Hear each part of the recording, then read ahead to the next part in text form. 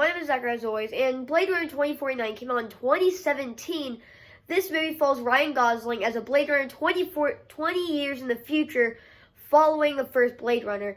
And this movie is basically just Ryan Gosling being a Blade Runner, but he eventually finds the old Blade Runner, and there's this little mystery, and it's just really cool because you really get to see the life of a Blade Runner, however many years it is in the future. And yeah.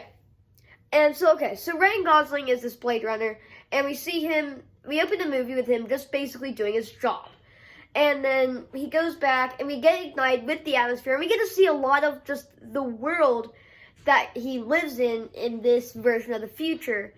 And it's interesting to see because I think that's what most of this movie is. It's trying to just show you everything around it, the world. It's trying to get you familiar with this, and that is so cool. And now, a major question is that a lot of people ask, even myself asked, do I need to see the first one to watch this one? I mean, I still have watched the first one, but do I need to see the first one to watch this one? No, but I 100% would. Here's why. Because this movie was wasn't super hyped. It actually lost quite a bit. But when this movie came out, the people that went to go see it were fans of the first one. People that were fans of the first one if you've seen the first one, you will get a lot more appreciation out of this one than you did. You'll just get a lot more appreciation out of it by seeing Harrison Ford seeing back into this world all these years later. And that's basically just the whole thing of seeing this movie. It's basically just the novelty of seeing all these characters back here.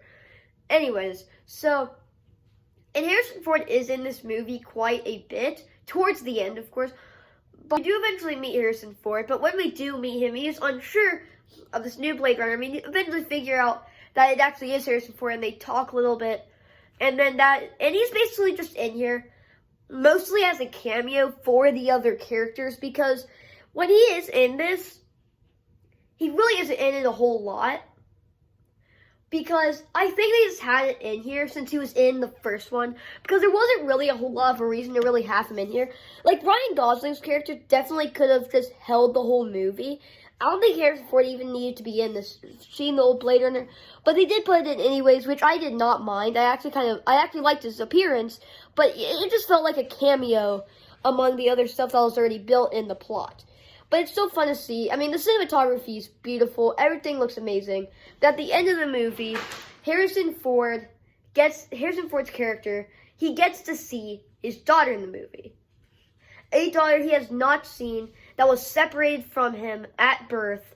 And at the end, he finally gets to see it. It's a heartwarming moment because you see this character earlier in the movie. It's like, who's this? Later you figure out that this character was actually very important. It was not just a random sidekick they just threw in for runtime. And that's really cool to see because it's such a sweet moment when they are on screen together for the short time that they are. And it's just really nice to see.